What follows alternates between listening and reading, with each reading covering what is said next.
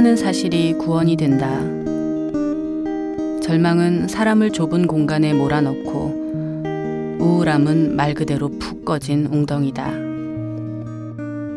자아를 깊이 파고 들어가는 길.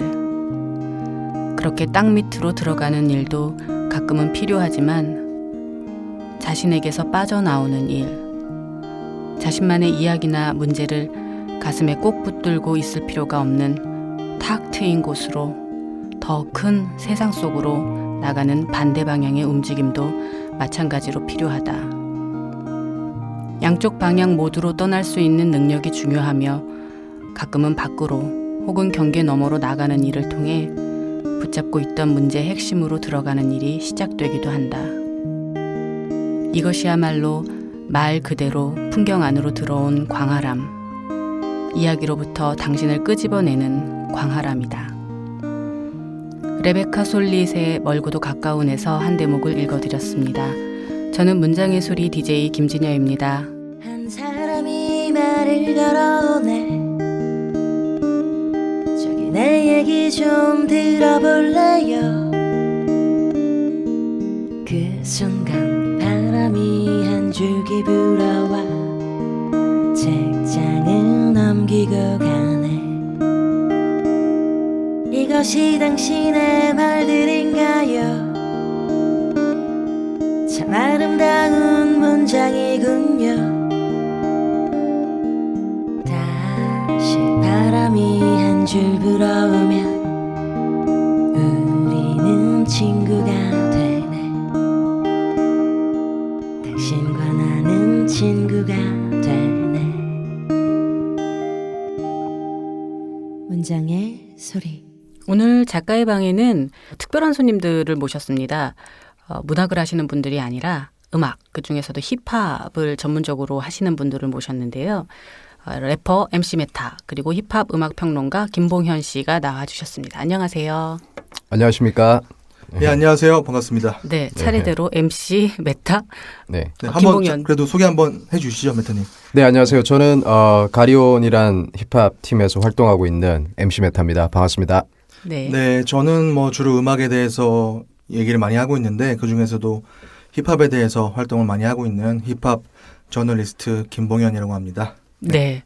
아, 셀프 소개 이거 좋은데요. 네. 이게 늘 제가 DJ가 막 이 적혀진 아주 딱딱한 자기소개를 읽어드렸거든요. 아, 네. 근데 셀프로 이렇게 소개를 하니까 뭔가 생동감이 있네요. 좋네요. 네. 가리온의 멤버로 활동 중이신데 그러면 지금 가리온은 멤버가 2명인가요? 네, 맞습니다. 저랑 나찰이라고 또 다른 래퍼가 있죠. 2명이서 지금 이제 올해로 거의 한 20년 가까이 활동하고 있네요. 네. 와. 아, 같은 멤버로요? 그렇죠. 와. 이 뭐 거의 둘은 형제에 가깝겠는데요? 그렇죠. 다른 의미의 동반자죠. 네. 네, 그 김봉현 평론가님은 힙합 저널리스트로 다수의 저서를 지으셨다. 이게 우리 구성 작가 이렇게 써놓으셨어요. 아, 책이 별로 없어요. 아홉 권밖에 다수의 저서 뭐지? 없습니다. 네. 그래서 많은 거 아니에요? 우리 이 네. 문장의 소리 청취자분들께 나의 네. 저서 중에 힙합을 알고자 한다면 이 책은 한번 읽어봐라라고 이렇게 꼭 알려주시고 싶다면. 예, 일단 뭐 부지런하지 못해서 9권밖에 내지 못했습니다. 죄송하고요. 너무 많으니까 이제 네, 엑기스 네, 네. 추려서 이제 한두 권만 말씀해 주신다면. 네, 저의 가장 대표 저서는 아직까지 정해져 있습니다. 딱 7번째 책이고 2014년에 그라날이라는 출판사에서 이제 냈고요. 힙합 블랙은 어떻게 세계를 점령했는가라는 책이고요. 네. 그 책은 일반인이 봤을 때 힙합에 대해서 오해를 하거나 혹은 편견, 의문을 가질 수 있는 힙합의 요소들에 대해서 제가 15개를 선정을 해서 책에 이제 해설을 해놓은 책이거든요. 예를 네. 들면은 래퍼들은 왜 잘난 척을 할까? 왜 자랑을 할까? 혹은 힙합은 왜 여성 혐오적인 성향을 띠고 있는가? 뭐 그런 것들에 대해서 좀 제가 가지고 있는 인문학적인 지식을 동원해서 해설해 놓은 책이라고 할 수 있습니다. 네.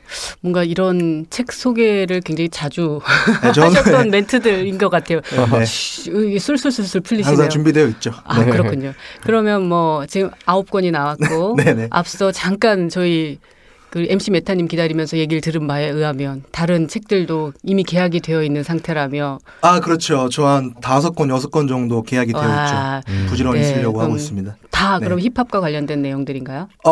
한 권은 이제 산문집이고요. 에세이 산문집이고 네, 네, 네. 나머지는 다 힙합과 관련 있는 책이죠. 네. 기대해 보겠습니다. 요즘 그 뭐, MC 네. 메타님 네. 책 한 권 뭐 같이 이렇게 다니시거나 이렇게 하실 때 책 한 권 이건 현장 경험 같은 걸 살려서 뭐 만드시거나 내실 계획은 없으세요? 글쎄요, 뭐 책에 아니 대해서 왜냐면 지금 저는 김무현 평론가님의 네. 얘기를 듣다 보니까 왠지 MC 메타님도 뭔가를 하나 내야 돼. 한 근데 권을 내야 돼. 같이 예전에 뭐 쇼미더머니라는 프로그램 출연 네. 이후에 관련해서 일종의 뭐 대담집이라고 할까요? 네. 뭐 그런 형태의 걸 한번 같이 제가 현장 경험과 저를 이제 초대해 관련된. 주셔가지고 네. 네, 그런 인터뷰 내용을 바탕으로 해서 뭐 그런 그렇죠. 제 대담집도 9권 같이 중에 작업을 했죠. 한 권이 네. 대담집 같은 것인데 네. 그 중에 중요한 패널로 이제 제 책이 있고요. 그리고 제가 계약해 놓은 책 중에 한 권에 굉장히 중요하게 참여하실 예정이라고 저 혼자 지금 생각해 봅니다. 또 같이 작업해야죠. 즉석으로 또 섭외를. 방송에서 섭외를. 네. 네. 네. 뭐 아니 그 저는 그 힙합 무지랭이라서 찾다 보니까 조금 정말 겉핥기식으로 보다 보니까 두 분이 자주 같은 행사, 같은 뭐 어떤 공연 뭐 이런 데서 자주 네. 만나시는 것 같아서 네. 네. 그래서 두 분의 인연은 오래되셨나요? 오래됐죠. 네. 오래됐고 첫 만남이 언제였는지는 기억이 안 제가 나세요? 잘 생각이. 꽤 오래됐어요. 아마 네. 예전에 뭐 힙합 평론 사이트에서 활동하실 네. 때부터 저는 알고 있었던 걸로 기억나고요. 그리고 이제 사실 한국에서 아직 힙합이 인기지만 굉장히 좀 힙합이 낯선 부분도 있고 사실 좀 양가적인 부분이 아직 있고요. 그리고 그 래퍼들은 많죠. 그냥 플레이어가 되려고 하는 사람 많은데 저처럼 뭐 힙합에 대해서 글을 쓰고 책을 쓰고 뭐 해설을 하고 뭐 영화제를 기획하고 강의를 하고 이런 사람들은 이제 뭐 거의 없거든요. 우리가 흔히 네. 예전에 대중문화 평론가 해가지고 나오시는 네. 분들이 있는데 네. 그것과는 또 조금 결을 달리하는 그렇죠. 그런 제 부분이 선배 있는 거죠? 이 필드의 선배들은 99%가 락키드, 메탈키드거든요. 근데 저는 그보다 다음 세대고 뭐 서태지와 아이들이나 듀스를 10대에 내면화한 랩키드이기 때문에 이 또 새로운 나이가 세대의 나오잖아요. 등장. 나이가 네, 세대가 그렇습니다. 세대 네. 개념이나 네. 제 마음속에도 있는 분들이거든요. 그분들이. 그렇군요. 그래서 이제 제가 아무래도 힙합에 대해서 저널리즘에 입각해서 활동하는 사람이 거의 없다 보니까 제가 하는 활동에 이 한국 힙합의 중요한 인물인 MC 메타님이 많이 또 같이 할 수밖에 없지 않나 그런 구조적 분석을 해봤습니다. 네. 우리가 뭐 할 얘기가 많지만 궁금하니까 그래도 MC 메타님이 전 더 궁금하니까 네네. 힙합을 맨 처음에 하신 때와 비교해 봤을 때 그 시절에 대한 회상을 조금 해주신다면 어떠셨어요? 90년대인가요? 네, 90년대 중후반 때였었는데 그때 우리나라의 힙합 문화나 힙합이 갖고 있는 가치 뭐 어땠나요?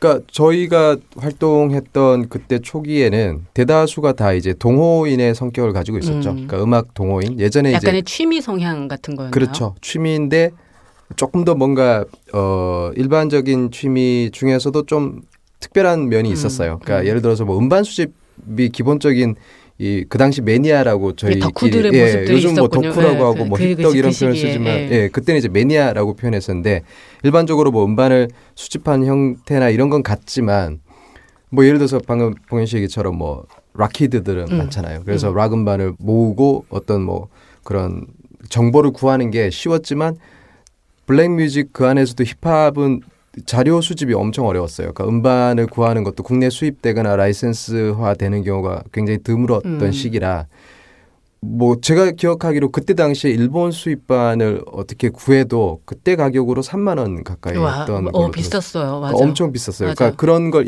저도 그때 20대 나이였는데 구할 수가 없죠. 구할 수도 없고 근데 이제 그런 음반들을 어렵사리 구한 사람들끼리 정보를 나누고 음반을 같이 듣고 그때 당시에 이제 좀 독특한 어떤 형태가 음악 감상회를 진행을 했었어요. 그래서 음감회라고 줄여서 그럼 음감회에서 모여서 음악을 뭐 예를 들어서 아빠가 이번에 미국 출장 갔다가 스눕의 새 싱글을 사오셨다.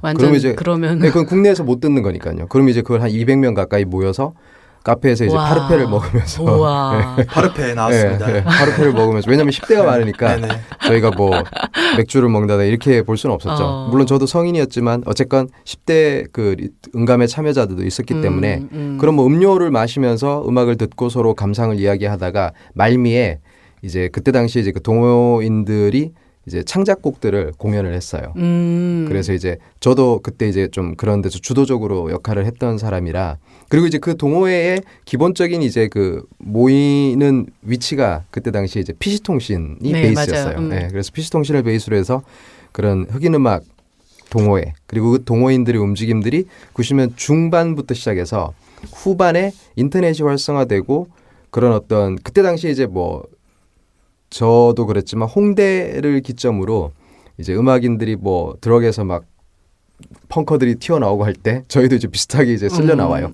그러면서 이제 뭐 클럽이나 어떤 몇몇 공연장을 대관하면서 자체적인 음악 감상회를 더한 공연을 하다가 이제 거기서 이제 약간씩 내공이 쌓이면서 이제 뮤지션으로 가게 됐죠. 네. 정말 언더그라운드 네. 이의 모습을 진면목을 보여. 이것도 나중에 진짜 한국 힙합의 역사와 관련해서 봉현님께서 한번 이미 다루셨죠? 이미 뭐 아, 책이 다 제가 있습니다. 네. 무지랭이라고 네. 얘기했잖아요. 아니 뭐 죄송할 필요는 없지만 네. 이미 아니 뭐, 뭐 네. 어쨌든 죄송하게 됐네요. 네, 예. 감사합니다. 제 대학 시절 저도 20대 때 그때는 보통 이제 상영 금지된 영화들을 그렇게 카페에 모여가지고 네. 봤었던 기억인데 그 중에 하나 그런 영화 같은 것 중에 그렇죠. 한 장르로 힙합 음악들이 향유가 되었었군요. 네. 지금 말 그대로 힙합을 좋아하고 이제 정말 이제 청소년 시기에 빠져드는 친구들이 들으면 아 옛날 사람 옛날이요 이런 얘기 들을 정도의 네. 실제로 98년에 그 KBS에서 방영됐던 다큐멘터리가 있어요. 너희가 힙합을 아느냐라는 제목의 다큐고 98년 당시에 그 한국 힙합의 그 모습을 담은 다큐인데 제가 이제 거의 20년이 됐으니까 나온 지 올해 제가 주최한 영화제에서 극장에서 상영을 했습니다. 그리고 같이 대담을 했죠. 네. 한국 힙합은 그때 우리가 염원했던 한국 힙합은 그 모습 그대로 지금 뭐 발전해 있나 이런 거에 대해서 얘기를 좀 했죠. 일종의 네. 그 뭐라 그럴까요? 중간 점검 같은 그렇죠, 방식인가요? 그렇죠. 네, 네, 한 네. 20년쯤이 지났으니까. 20년이 중간 점검인 게 좀 약간 아이러니하긴 하지만 네, 그렇습니다. 뭐, 네. 그 지금 말씀하셨으니까 서울 힙합 영화제를 김봉현 평론가님이 기획하시고 네네. 지금 올해가 2회 그렇죠. 2회입니다. 1회하고 2회하고 어떠세요? 뭐 현장 관객들의 분위기랄까 혹은 준비하시는 단계에서의 어떤 노하우랄까 그 1회와 2회는 조금 다를 것 같은데 네, 일단은 뭐 힙합 영화제라고 하는 것들을 굉장히 낯설게 생각하시거나 신선하게 생각하시는 분들이 많죠. 제가 한국에서 힙합이라는 존재가 사실 좀 그래왔고 뭔가 유행인 것 같고 뭔가 자리 잡은 것 같으면서도 항상 뭔가 낯선 그런 존재였던 것 같고 그래서 제가 하는 일들은 거의 다 한국에서 좀 새로운 일들일 수밖에 없는데 영화라는 매체가 요즘 또 많이 이제 텍스트보다는 각광을 받는다고 생각해요. 물론 여기 시를 쓰시는 분 앞에서 언제나 영화 시각적인 그렇군요. 매체들이 언제나 네. 앞서 왔어요. 네, 그리고 최근 들어서도 더욱더 뭔가 적극적이고 에너지를 써야 되는 어떤 책 읽기보다는 가만히 있어도 그냥 다 이제 시청각으로 이제 내용을 이제 제공해주는 그 영상 시각 매체가 굉장히 각광을 받고 있는데 그런 것도 좀 저희가 생각을 했고 그리고 제가 어릴 때 힙합이라는 것이 꼭 음악만이 아니라 하나의 문화이고 라이프 스타일이라는 것을 힙합 영화들을 통해서 많이 제가 깨달았기 때문에요. 그런 걸 공유하고 싶었고 또 한국에서 이런 영화제를 할 때도 됐다고 생각을 해서 제가 작년에 그냥 무작정 기획을 했죠. 아 이런 거 해야겠다.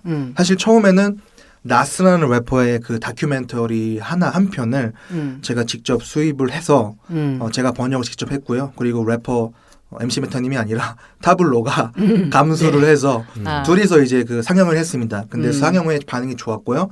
아 그러면 영화제 해도 되겠다라고 해서 작년에 1회를 했고 작년에는 그 KU 시네마테크라는 네. 예술극장에서 했는데 올해는 뭐 CGV라는 뭐 올해 한국 최대 극장에서 했죠. 대관을 해주셨군요.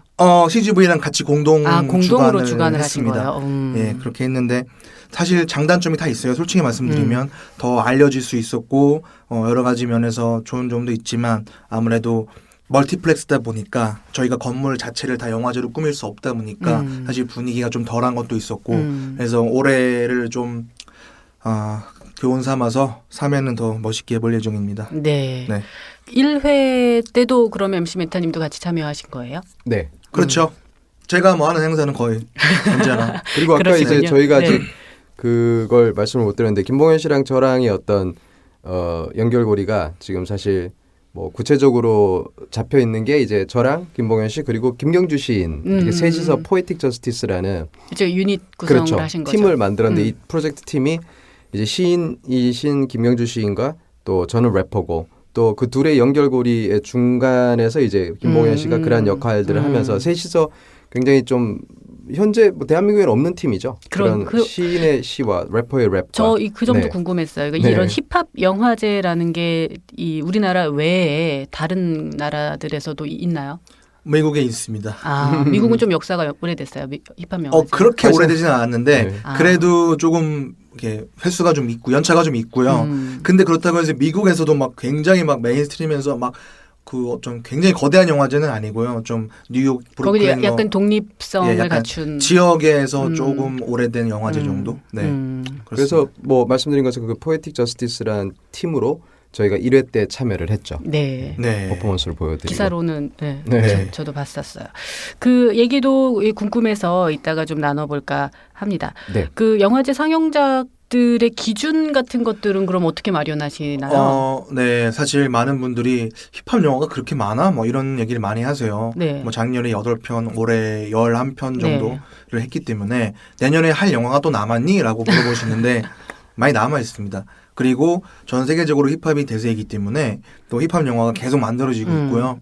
제가 말하는 힙합 영화는 뭐 래퍼가 주인공으로 출연하는 영화, 뭐 래퍼의 자전적인 내용을 담은 영화, 그리고 힙합 문화에 대한 다큐멘터리, 그리고 꼭 힙합과 직접적으로 연결되지 않더라도 어떤 흑인 역사에 관한 영화 작품들 이런 식으로 좀 이렇게 애둘러서 이렇게 있고요. 뭐 굉장히 다양하게 그 준비를 하려고 했죠. 그러니까 다큐냐 극영화냐 이런 것도 좀 안배를 했고, 그다음에 다양하게 뭐 흑인 코미디 영화도 있고 래퍼의 자전적인 영화도 있었고 문화로서 깊게 들여다보는 다큐도 있었고 굉장히 다양하게 안배를 하려고 노력을 했습니다. 네. 네. 올해는 다른 장르하고 협업 같은 작업은 하지 않으셨나요? 다른 장르가 어떤 장르를 말씀하시는 거죠? 뭐 작년에는 네. 뭐 시하고 힙합의 어떤 연결고리를 찾는 프로젝트를 진행하셨다면 올해는 올해 영화제에서요? 네, 영화제에서 꼭 다른 장르와의 협업이라기보다는 사실 저희 다양한 게스트들이 오셨죠. MC 메타님 같은 래퍼들도 있었고요. 뭐 그래피티 라이터도 이번에 참여를 했었고, 뭐 그리고 뭐 리버스 크루라는 한국 최대 그 비보이 크루도 참여를 했었죠. 네. 3회가 기대가 되네요. 기획하시는데 네. 점점 심적인 부담이 아니요, 저는 뭐 즐겁게 하고 있으시죠? 즐겁게 하고 있고요. 네. 초대드리겠습니다. 아, 감사합니다. 그 영화제에는 이번에 좋은 가사에게 상을 주는 벌스 공모전 네네. 하셨고 심사위원이셨잖아요. 그렇죠. 그 벌스라는 게 뭐 랩 첫 번째 벌스, 두 번째 벌스 이런 걸 말을 하는 거잖아요. 근데 네. 랩이라는 게 사실 사회학적인 관점으로 봤을 때 젊은이들에게 굉장히 좋은 영향을 많이 끼친다고 생각을 했습니다. 그 랩의 굉장히 솔직한 태도나 혹은 랩이라는 형식 자체 어떤 뱉어내는 그런 방식 자체라든가 그런 것들이 뭐 요즘 말로 하면 힐링 혹은 굉장히 해방감 같은 걸 정말 주는 것 같아요. 좋은 에너지를 주는 것 같아서 제가 이 랩으로 공모전을 해보자. 그리고 너의 삶을 정말 솔직하게 들려줘라고 제시를 했고 그 주제곡을 사실 MC 메타님께서 직접 작사를 하셔서 랩으로 이제 다들 모든 젊은이에게 말했죠. 네. 들어와라 이제. 네. 네, 그렇게 아, 했었죠. 마음 같아서는 좀 듣고 싶지만. 네. 아, 그 심사 기준이 조금씩은 다르겠죠. 예, 분명히. 네. MC 메타님은 어디에 좀 방점을 두고 보셨어요? 아무래도 근데 다른 듯 하면서도 다 비슷한 게, 그러니까 어차피 좀 주제가 정해져 있었잖아요. 그러니까 네. 네 이야기를 들려줘. 그러니까 얼마만큼 본인의 이야기를 또 들려주느냐가 우선 첫 번째 기준인 거고, 그 다음에 뭐 심사를 보신 분마다 조금씩 세세하게 차이점은 있을지 몰라도 크게는 얼마만큼 뭐 독창적이냐, 그리고 또 전달 방식들, 표현에 있어서 그 표현들이 좀 효과적이냐 하는 부분들을 봤죠. 물론 이제 기본기는 다 보죠. 얼마만큼 랩이라는 이 예술 형식에 얼마만큼 충실하고 또 그 예술 형식의 어떤 뭐 스킬이죠. 그 어떤 기술력들이 얼마만큼 수준이 있냐, 이것도 당연히 본 건데, 그건 뭐 기본으로 깔고 이제 말씀드린 것처럼 자신의 이야기의 어떤 표현 방식 그리고 독창성 이런 측면을 이제 주요하게 봤죠. 풍현님은 어떤? 네, 뭐 대한민국의 이제 보통 젊은이들이 할 수 있는 얘기들은 사실 거의 비슷하죠. 그렇죠. 주제도 주제가 그렇고 거의 비슷하죠. 뭔가 어떤 불안하고 조금 흔들리는 청춘, 젊음 이런 것들에 대한 얘기인데, 근데 너무나 솔직히 말씀드리면 한 5,600명 정도 지원을 했었는데, 네. 근데 되게 비슷비슷한 표현들이 많았어요. 그러니까 뭐 나는 지금 힘들고 하지만 꿈이 있고 포기하지 않고 뭐 앞으로 나아가겠고 뭐 이런 얘기들. 근데 저는 그 주제를 얼마나 크리에이티브한 창의적인 표현을 썼느냐를 좀 많이 봤고, 또 하나는 또 힙합은 아시겠지만은 솔직함 혹은 진실함을 굉장히 생명으로 마치 강박적으로 것까지 생명으로 삼는 그런 음악이라고 할 수 있는데, 그런 면에서 얼마나 솔직하냐, 정말 어떤 조금의 어떤 보루도 남기지 않고 자기를 다 드러내느냐를 좀 많이 봤던 것 같고요. 뭔가 그러니까 사실 많은 사람이 감추지 않고 정말 적나라하게 솔직하면은 그걸 가지고 사람들이 놀리거나 막 뭐라고 하지 않잖아요. 오히려 되게 응원하고, 아, 너 되게 대단하다. 공감하게 되죠. 너 예. 솔직해서 되게 좋았다. 이런 얘기 해주잖아요. 그래서 네. 그런 느낌이 드는 사람들을 많이 제가 좀 봤죠. 네. 뭐 이건 그렇게 지금 얘기를 들어보니까 공통되네요. 모든 문화를 구성하고 있는 각 장르의 네. 어떤 가장 근본이 되는 지점은 결국 네. 너의 이야기냐, 그렇죠. 진정성인 네. 것 같아요. 물론 여기 예술의 영역이 결합이 되니까 창의적인 모습도 중요하게 다뤄지지만, 자, 지금 아까 말씀 중에 네네. 잠깐 얘기하셨는데, 근데 그 한 5,600명이 공모에 참여했다고 했잖아요. 진짜 요즘에 종편이나 어디 뭐 이렇게 방송에서도 그렇고 오디션 프로그램도 그렇고 뭐 힙합이라는 단어가 굉장히 정말 핫한 것 같아요. 왜 이렇게 힙합이 뜨거워지고 있을까요? MC 메타님께서 그러니까요. 먼저 답변해 주시겠습니다. 예전하고 비교해봤을 때 뜨거운 건 사실이죠. 아, 그럼요. 예. 많이 뜨겁고 또 뜨겁게 됐죠. 예. 아니, 제 실제로 저는 이제 뭐 강의를 안 하는데 예전에 시를 창작을 하는 그 강의를 할 때 한 학생이 자기는 힙합 가사만 쓰겠다고 얘기를 하더라고요. 수업 시간에. 네. 그러니까 시 수업을 들어야 되는데, 왜냐하면 그 학생은 이제 그게 필수 이수인데 자기는 시를 쓰고 싶지 않다 이거죠. 이게 가사를 자기 써서 제출해도 되겠냐 이런 네. 얘기를 저한테 정중히 묻던 기억이 나요. 그래서 좋다. 나도 궁금하다 하면서 네. 그 힙합 가수들의 이 느낌들을 처음 느껴봤는데, 어쨌든 그런 친구들이 꽤 많아지는 것 같아요. 네, 맞습니다. 네, 그 되게 자기 의견을 분명하게 얘기하면서 취향도 네. 확고하게. 그러니까 우선 밝히고. 보면 저도 이제 그 랩 트레이닝을 하고 있는데, 보통 10대 학생들 만나서 보면은 대다수가 이제 시작하게 되는 어떤 위치가 보면 어떤 뭐 유명한 또는 뭐 대중적으로 많이 알려진 래퍼들의 음악을 듣고 그게 시작점이 되지만 정작 본인의 이야기를 풀어내는 것 자체에서 되게 매력을 느끼는 것 같아요. 그러니까 이게 사실 뭐 이전의 음악이라는 건 너무 뭐 다른 장르의 음악을 예를 들자면 뭐 악기를 다룰 수 있어야 된다든가 또는 그 형식에 어울릴 만한 주제, 뭐 발라드 음악에서 뭐 상대방 디스하는 노래를 할 수 없잖아요.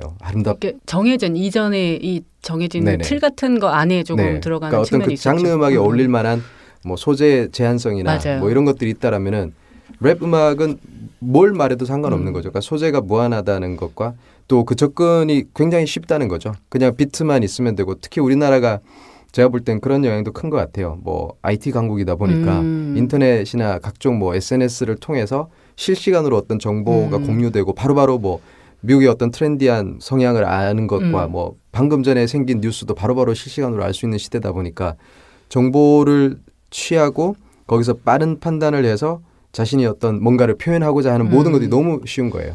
그러다 보니까 뭐 직접 자기가 지금 드는 생각을 그냥 비트 위에서 내가 그냥 인터넷 바로 접속해서 원하는 비트를 찾아서 거기다가 들으면서 가사를 쓰고 바로 내가 그걸 다시 녹음해서 올려버리는 것까지가 너무 간편하고 그냥 한 번에 탁 이루어질 수 있는 그런 환경이 되다 보니까 접근의 용이성도 되게 큰 영향을 준 것 같아요. 그리고 물론 그런 폭발적인 어떤 관심을 생기게 만들었던 건 이제 오디션 프로그램을 무시할 수 없죠. 쇼미더머니라든가 뭐 언프리티 랩스타든가 최근에 힙합의 민족이라든가 이런 프로그램들을 통해서 이전에 대중들이 바라봤던 대중음악의 모습과는 다른 데서 느낀 어떤 신선함을 느낀 것 같아요. 그러니까 말씀드린 것처럼 소재가 굉장히 다양하다는 거. 이전에 누가 먼저 저 시즌 3인가 4에 어떤 래퍼 아이돌 래퍼가 나와서 우리 회사보다 돈 많던가 뭐 이런 얘기를 누가 뱉겠어요. 이전에 그런 걸 뱉으면은 굉장히 지탄받았겠죠. 내지는 그런 형식 자체를 받아들일 수가 없는 거였다라면은 그리고 노랫말은 아름다워야 되며 노랫말은 항상 사람에게 기분 좋게 만들어줘야 되는데도 불구하며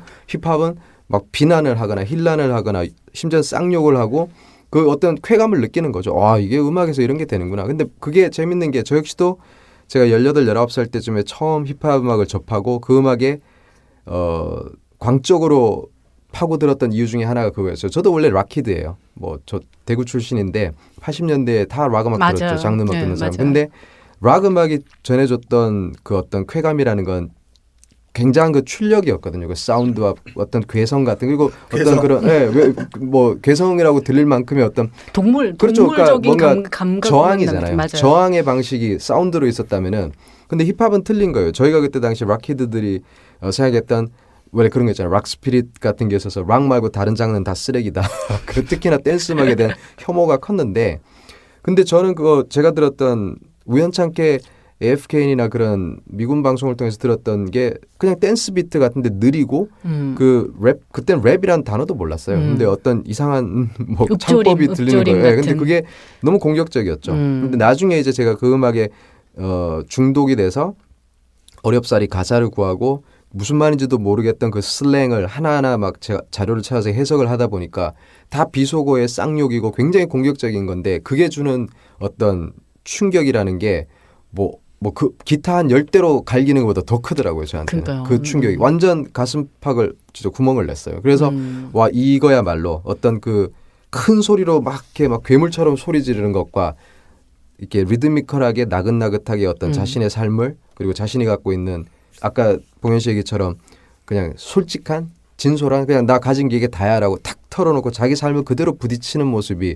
너무 멋지고 강하더라고요. 그래서 지금의 어떤 그 대중들이 환호하는 것도 그런 측면인 것 같아요. 그러니까 나와서 나 정말 찌질하고 나 정말 아무것도 없는 놈인데 나 이렇게 살지만 나 이런 걸로 세상에 맞부딪히고 있어. 여기서 이제 대리만족을 느끼는 거죠. 역설적으로 사회가 굉장히 많은 억압들을 주고 있기 그렇죠. 때문일 수도 네. 있겠다는 생각이 억압의 드네요. 표출이라고 봐요. 네. 제가 좀 부연해 볼까요? 제가 좀 키워드를 좀 정리해 봤는데 일단은 이 평론가님 정말 정리 요약의 달인. 다 맞는 말씀이고요. 뭐 좀 부연해 보자면은 그 힙합은 그런 전통이 있거든요. 그 래퍼가 자기 가사를 직접 쓰지 않으면은 굉장히 심한 비판을 받는 전통이 있습니다. 그러니까 발라드계에서는 뭐 성시경 씨가 뭐 자기 노래 작사를 직접 안 했다고 뭐라고 하는 사람 없잖아요.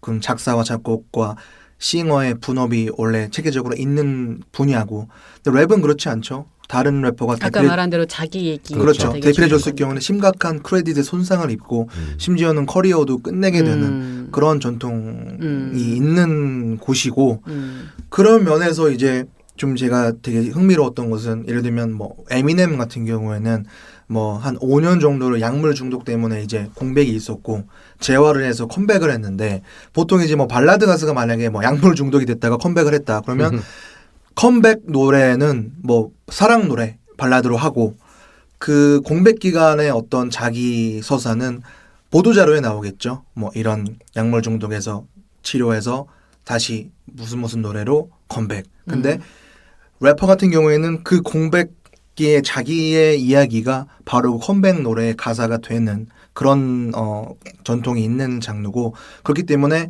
따로 그 뮤지션에 대해서 검색해보지 않아도 래퍼의 노래만 들어도 그 래퍼 당사자에 대해서 다 알 수 있는 그러한 특징을 갖게 되는 장르라고 할 수 있고요.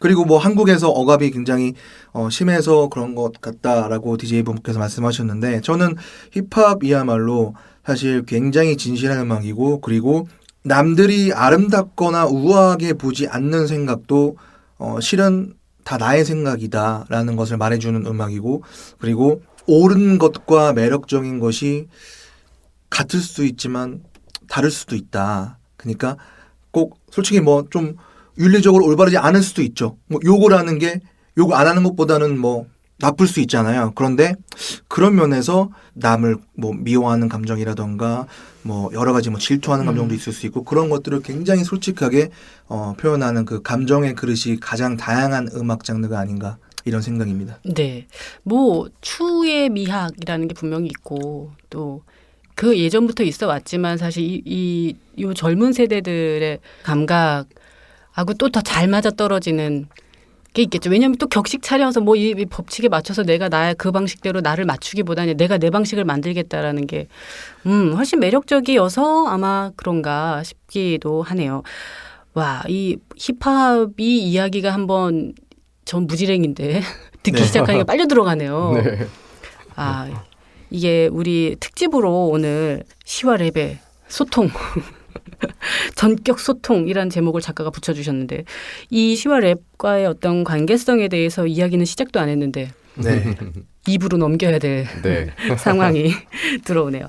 그 김경주 시인과 포에틱 저스티스라는 프로젝트 유닛 활동을 작년에 그러면 하신 거잖아요. 아니요. 한 2년? 2014년. 2년이 넘었죠. 네. 그 기획을 어떤 기회에 해보자라고 얘기가 나온 거예요? 네. 일단은 저희 페이스북이 알려주더라고요. 2년 전 오늘 뭐 이렇게 해가지고 저희 포에틱 저스티스 결성일을 알려줘가지고 그게 그렇군요. 지났기 때문에 이제 2년이 네. 좀 넘었던 것 같고 네. 그리고 저랑 김경준 시인이랑 뭐 여러 작업을 많이 하면서 그런 얘기들을 많이 했죠.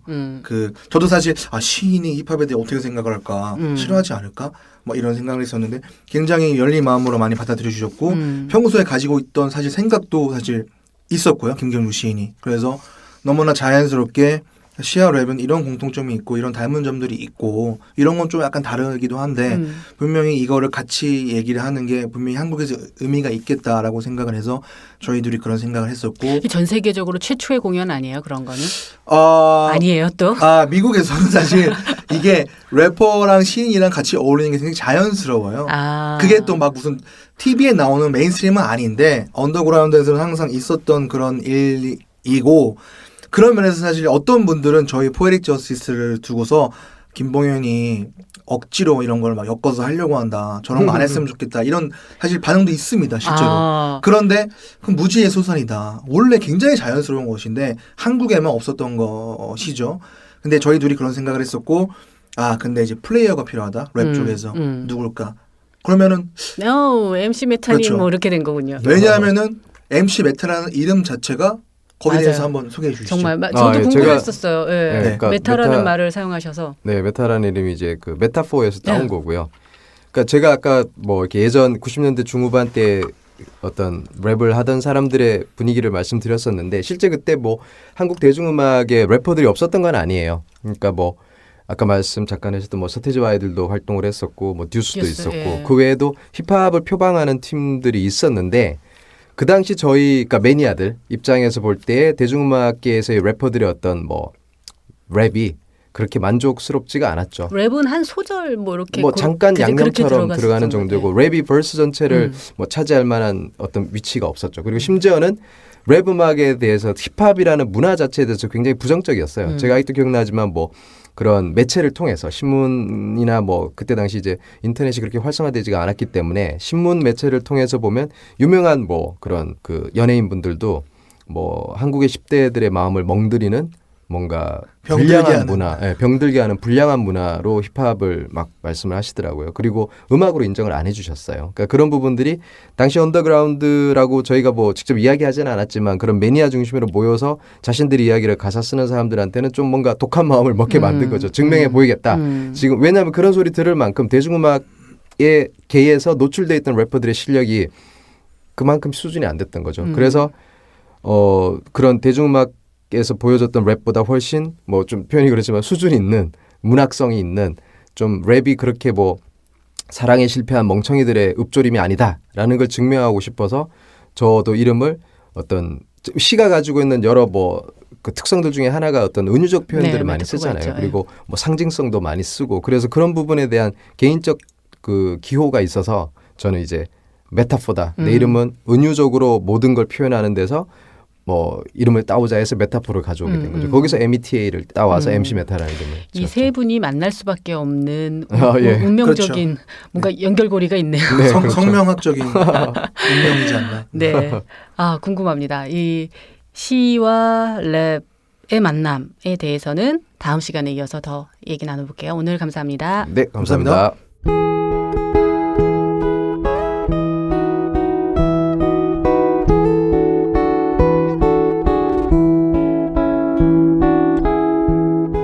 어제 문득 단어 하나를 만났습니다. 단어는 무수한 이야기와 멜로디를 싣고 오네요. 오늘은 그 멜로디를 좀 찾아 들어야겠습니다. 어제의 단어, 오늘의 멜로디, 양양입니다.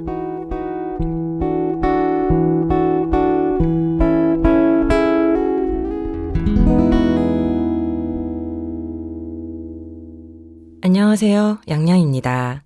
11월 되었네요. 추워요. 그쵸? 저번 주에 정말 추웠고, 지금 뭐 날씨가 이제 오락가락 하는데, 이제 뭐 계속 앞으로 추울 일만 남은 것은 사실입니다. 온도가 확 내려가가지고요. 이거 히트텍 이제 입어야, 내복이죠, 내복.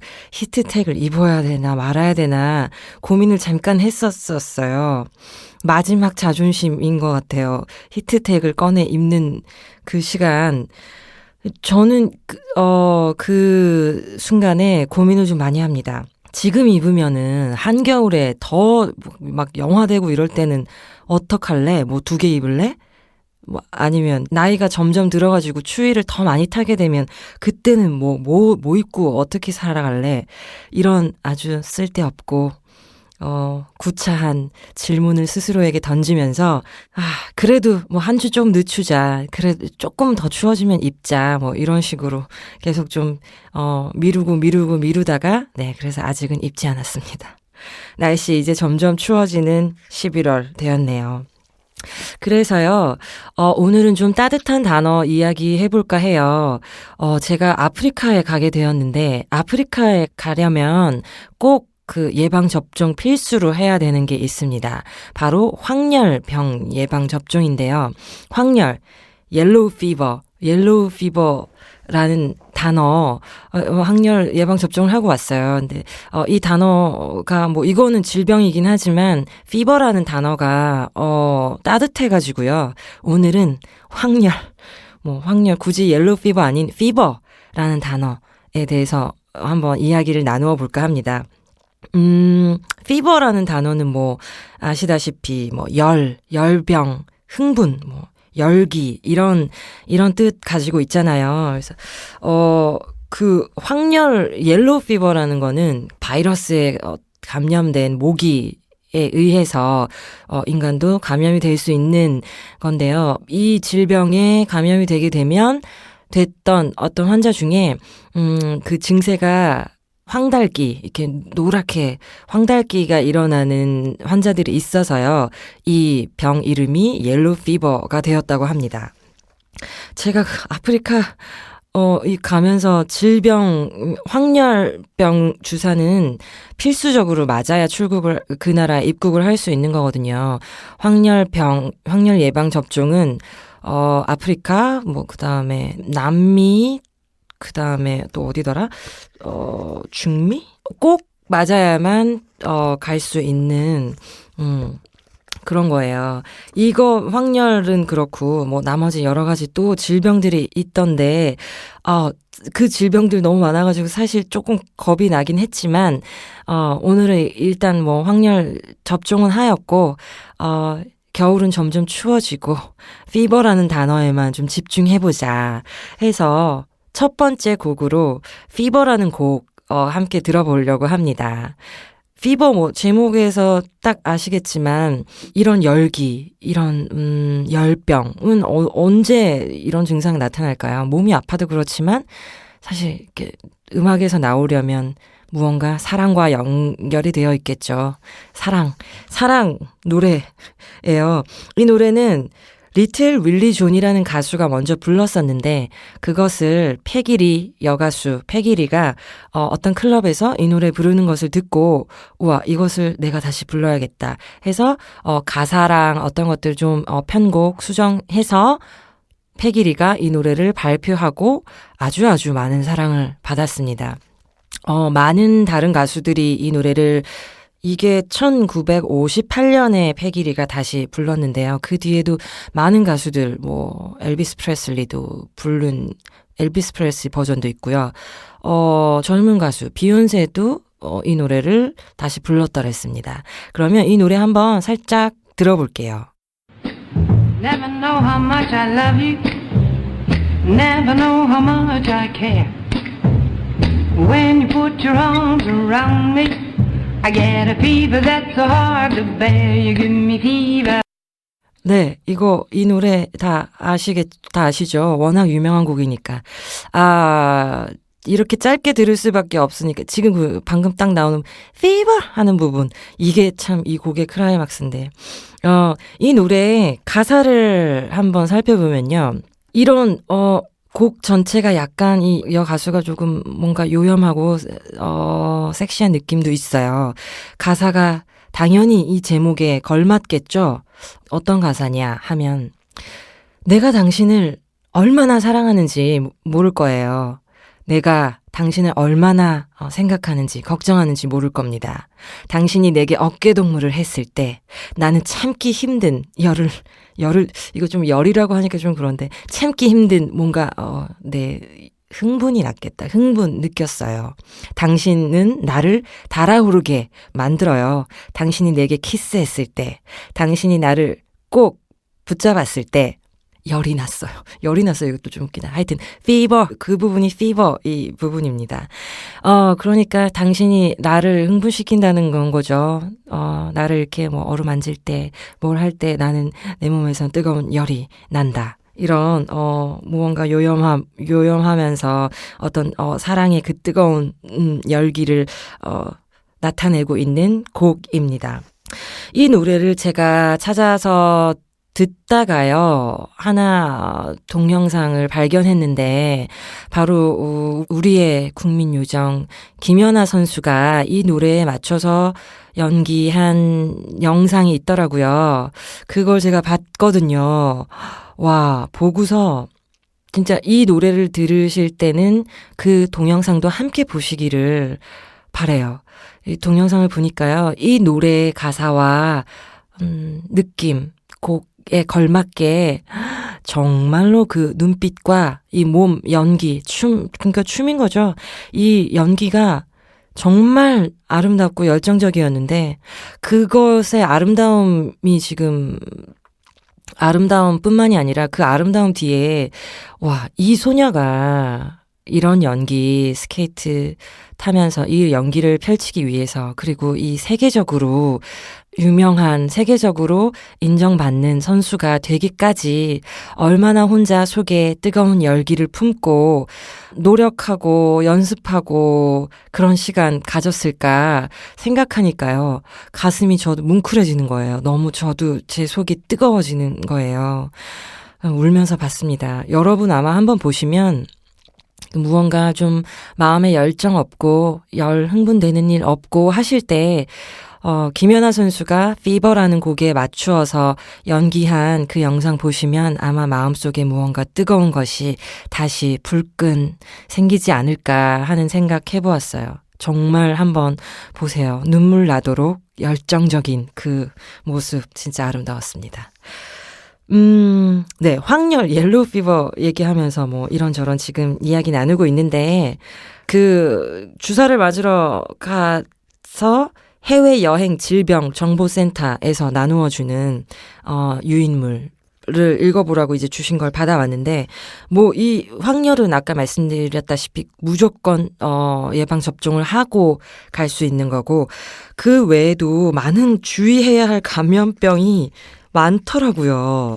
저는 이렇게 많은 줄 몰랐어요. 일단 뭐 말라리아는 다들 아시겠지만 모기, 이것도 또 모기 열원충에 감염된 모기한테 물렸을 때 A형 간염, 장티푸스, 소아마비, 콜레라, 수막구균성 수막염, 파상풍, 광견병, 중동호흡기 증후군, 뭐 이거는 네, 작년이었나? 네, 완전히 나라를 휩쓸고 갔죠. 메르스, 그다음 댕기열, 인플루엔자, 인체 감염증, 뭐 에볼라 바이러스, 지카 바이러스, 뭐가 너무 많더라고요.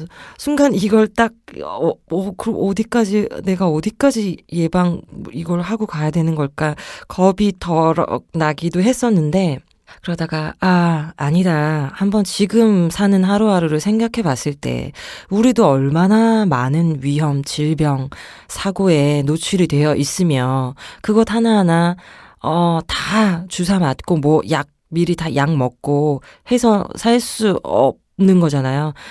그렇게 해도 또 다른 수많은 이름 모를 병들 많으니까요. 그래서 그래 겁 내지 말고 일단 조심할 것들 많이 조심하고 뭐 보면 말라리아 뭐 이런 모기가 문제더라고요. 모기한테 감염되는 질병이 아주 많았습니다. 모기 진짜 제가 이번 여름에 아직까지도 뭐 지금은 힘이 많이 빠지긴 했습니다만 모기들이 아직까지도 저를 괴롭히고 있어요. 그래서 이 모기들 진짜 대단하구나. 지금 제 곁에 아직까지 머무르고 있는 모기들은 그럼에도 뭐 어떤 질병을 감염시키는 아이들은 아니어서 다행이지만 또 이렇게 많은 질병 목숨까지 앗아갈 수도 있다고 말라리아 같은 경우는 조기에 치료받지 않으면 사망에 이를 수 있음 이런 무시무시한 문구 경고문 적혀 있어요. 그래서 모기 일단 근데 어쩔 수 없죠. 모기를 조심하고 그다음 뭐 A형 간염 뭐 어떤 다른 막 병들 걸리지 않으려면 뭐 항상 뭐 청결 유지하고 오염되지 않은 뭐 무식수 끓여서 먹고 이런 것들 이게 방법이더라고요. 우리가 사는 모습 마찬가지죠. 그런 거 다 그냥 그렇게 신경 쓰면서 조금씩 항상 긴장의 끈 놓지 않고 살아가는 것 그것이 질병 예방의 제일 첫 번째 수칙이 아닌가 생각을 해보았습니다. 아무 일 없이 잘 다녀와야지. 피버 했을 때요. 열기 두 번째 소개시켜드릴 노래는요. 이 피버 했을 때 뭐 떠오르는 거 있으세요? 저는 딱 떠오르는 게 Saturday Night Fever 있잖아요. 영화. Saturday Night Fever라는 영화 1978년에 나온 영화예요. 무려 1978년이면 내가 태어난 해.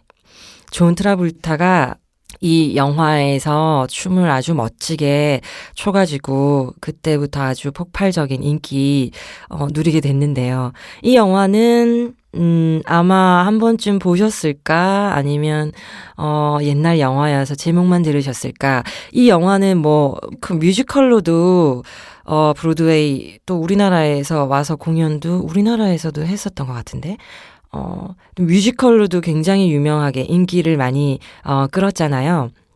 영화는 비지스 음악 사용해가지고요. 그 시대의 이 젊은이들의 꿈과 미래와 그것에 대한 불안, 방황, 갈등 이런 것들을 뭔가 좀 흥겹게 춤으로 표현을 해냈다 하는 이야기로 설명이 돼 있습니다. 저도 얼핏 어떤 장면들이 기억이 나요. 이 존 트라볼타랑 이렇게 토요일 밤에 어떤 클럽 같은 분위기죠. 그런 데서 이 음악에 맞춰서 모두 함께 춤을 추는 거죠. 하늘을 찌르는 그 춤, 디스코. 이 영화로 비지지의 그 음악과 이 디스코가 열풍이 되었다고 합니다. 그래서요, 노래를 안 들어볼 수 없죠. 이 영화에서 가장 주제곡이라고 할 수 있죠. Staying Alive라는 비지지의 노래입니다. 그 노래를 한번 살짝 들어볼게요.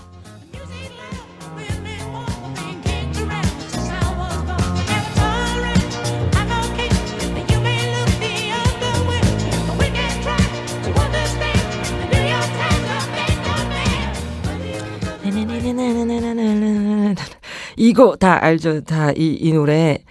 이 노래를 듣고서는 춤을 안 출 수가 없더라고요. 춤을 안 출 수가 없어요. 이게 Staying Alive라는 노래고, 이 앨범은, OST죠. 비지지의 모든 음악이 사실, 다 명곡으로 사랑받았었습니다. 또 다른 트랙에 How Deep Is Your Love라는, 이건 좀 부드러운 사랑 노래. How deep is your love? 이거 알잖아. 나나나 in the morning sun 이거. 이 노래도 있었고요.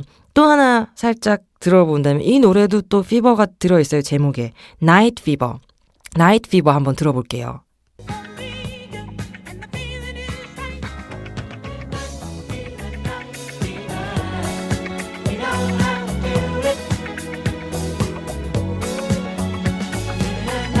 Fever night fever. 이런 노래. 나이트 피버. 진짜 흥겹게 이 디스코 느낌 나시죠? 이 OST를 한번 쭉 틀어놓으시면요. 아무리 제 아무리 좀 우울하고 심정적으로 안 좋은 상황, 아무 힘도 없고 내 마음속에 열기도 없고 할 때 이 OST를 틀어놓으시면요. 그냥 가만히 음악을 듣는다고 뭐가 달라지겠냐 하면서 어느 순간 몸을 들썩들썩, 어깨를 들썩들썩, 손을 하늘로 찌르고 싶은 자신의 모습을 발견할지도 모릅니다. 저는 진짜 그렇더라고요. 제가 쭉 틀어놨더니 몸을 안 움직일 수가 없더라고요. 이게 바로 또 리듬을 가진 음악의 힘이 아닌가 싶어요. 꼭 한번 의기소침한 무기력한 어느 날 이 Saturday Night Fever의 OST인 비지지의 이 앨범 한번 쭉 들어보시기 바랍니다. 피버, 열기, 병, 흥분 이런 얘기하면서요. 제가 읽어드리고 싶은 구절 있는데요. 유성룡 여행 작가이십니다. 이 작가님은 정말 많은 곳을 여행하셨고 또 그래서 여행책도 많이 발표하셨어요. 여행책 많이 발표하셨고 거의 여행가죠. 여행가의 삶을 살고 있는데 그러다 보니까 우리가 다 가는 어떤 그런 장소 이외에도 그런 곳이 세상에 있나 싶은 깊숙한 곳까지 여행을 많이 다니셨더라고요. 책 중에서 여행생활자라는 책 있는데요. 2007년에 발표가 되었고 2012년에 다시 개정판으로 다시 발표된 여행생활자라는 책을 아주 이 책은 많은 여행자들에게 사랑을 받았는데 저도 여행을 또 덜 사랑한다면 둘째 가는 여행 사랑자로서 이 책 안 읽고 있었어요. 이 책을 먼저 읽어버리면 아마 여행이 떠난 상태가 아니면 너무 마음이 터질 것 같을 거가 분명해서요. 계속 그냥 안 읽고 있다가 지난 겨울에 떠난 여행 때 이 책을 챙겨가지고 갔습니다. 챙겨가지고 정말 혼자이었고 무언가 고독함 밀려들 때 이 책을 같은 여행자 입장으로서 펼쳐서 보았죠. 진짜 많은 문장에 밑줄을 치고요. 많은 책 귀를 접었었습니다. 그 중에요. 한 구절 마음에 정말 남아 있었던 구절 읽어드릴게요. 더 이상 갈 수 없다. 길이 없다. 눈부시게 푸른 강을 따라 이어지던 길이 아주 평화롭고 구체적으로 그렇게 눈앞에서 막혀 있었다. 바리케이트 너머에는 군인들의 막사가 들어와 있다. 전에는 이 너머까지 여행자들이 들어갈 수 있었다지만 국경 분쟁이 심각해서 더 이상은 민간인이 출입할 수 없다고 했다. 백고. 고작 타박타박 세상의 실타래 같은 미로 속을 방향 없이 헤맬 뿐이면서도 가끔씩은 무리수를 두면서까지 어떤 길을 계속 나아가고 있을 때가 있다. 나는 왜 이 길을 계속 걷는가? 하지만 그런 경우에도 저 길 너머에 무엇이 있는지 모르는 경우가 대부분이다. 군인들이 나에게 여러 번 돌아가라고 했다. 하지만 내가 돌아가지 않고 길가에 앉아있자 막힌 길 앞에서 망연해진 여행자에게 차를 끓여 대접한다. 그리고 나의 등을 두드리며 이제 곧 어두워진다고 어서 돌아가라고 한다. 나는 다시 뒤돌아 이 길의 마지막 마을에 있는 여관에서 하룻밤을 더 잤다. 마을 사람들은 어제 잔 곳에서 오늘의 잠을 자고 또 내일의 잠을 자지만 여관은 이상한 곳이다. 누군가가 자고 간 숙소에서 내가 잠을 자고 내가 떠나면 또 누군가가 이곳에서 잠을 잔다. 이곳에서 자고 난 이들은 모두 안녕할까? 언제부턴가 배낭을 꾸리고 방을 나서기 전에 빠진 물건이 없나 살펴보며 나는 잠시 속으로 축원하는 버릇이 생겼다. 이곳에서 자고 가는 자 부디 여행 중에 죽지 마라. 말라리아와 조류 독감과 장티푸스 그리고 쥐들과 집여력이 옮기는 유행성 출혈열과 쯔쯔가무시 그리고 수많은 풍토병 속을 걸어도 부디 살아서 여행을 마치라. 어제 잔 잠을 오늘도 자고 내일도 자는 그런 집으로 그대가 돌아갈 날 있으리. 네, 이런 구절이었습니다. 저는 이 구절을 읽고요, 많은 생각했었어요. 저도 여행을 하면서 낯선 방에서 하루 이틀 묵었다 또 떠나죠. 그 방을 떠나면서 수많은 작별 했었고 또 그 공간에 언제 다시 내가 올지 모르기 때문에 아마 분명 다시 그 방에 똑같은 방에 갈 일은 확률이 아주 낮다고 생각해요. 그래서 늘 마지막이라는 마음이 들어가지고요. 작별을 좀 길게 하는 스타일인데요. 길게 인사 나누죠. 안녕, 고마웠다, 침대야, 테이블, 고마웠다, 방 창문, 안녕. 저는 이런 식으로 인사를 나누었는데요. 이 작가는 그 전날 그 방에서 묵었던 여행자, 또 그 다음날 머물 여행자에게 이렇게 얘기를 하잖아요. 부디 죽지 마라. 살아서 그대의 집 돌아갈 곳 무사히 돌아가기를. 이런 인사. 많은 수많은 병들 다 해치고 우리 삶에서도요. 어떠한 병, 사고 이런 것들 다 해치고 무사히 하룻밤 집에 돌아가서 또 오늘 하루도 고마웠어 하고 편안하게 잠들 수 있는 그런 시간, 여행이나 일상이나 다 마찬가지가 아닐까 하는 생각 들었습니다. 그래서요, 저는 여행을 이번에 떠나게 되어서 이런 또 질병에 대한 생각들 해보게 되었지만 여행을 떠나지 않는 일상에서도 우리 매일매일 안녕, 부디 무사하자 하면서, 살아가야 하지 않을까 하는 생각 해보았습니다. 오늘 옐로우 피버, 황열병 예방접종하고 나서 이 단어로 열기, 열병 이런 것에 대해서 또 저 이야기 나누어 보았는데요. 열병을 알아보신 적 아마 한 번씩은 있지 않을까. 감기, 몸살 걸리면 몸에서 열이 나고요. 방금 말씀드린 여러 가지 질병들 대부분의 증상, 초기 증상이 발열, 고열이에요. 이 열병, 이런 열병, 아파서 생기는 이런 열 말고 우리 열병이라면 사랑의 열병 정도, 사랑의 열병도 너무너무 마음 아프지만 사랑의 열병에만 걸리면서 살 수 있다면 행복하지 않을까. 그런 열병은 좀 계속 걸려도 좋지 않을까 하는 생각을 해보았습니다. 너무 안 좋은 열병 말고요. 따뜻한 사랑 열병 걸리는 날, 그런 날, 또 그 열병 속에서도 좋은 단어, 뜨거운 멜로디 많이 만나시기를 바랍니다. 고맙습니다. 양양이었습니다.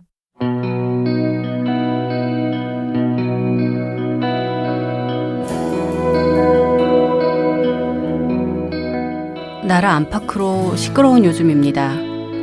더욱이 급작스러운 추위에 곳곳마다 냉랭하고 얼어붙은 기운이 감돌고 있는데요.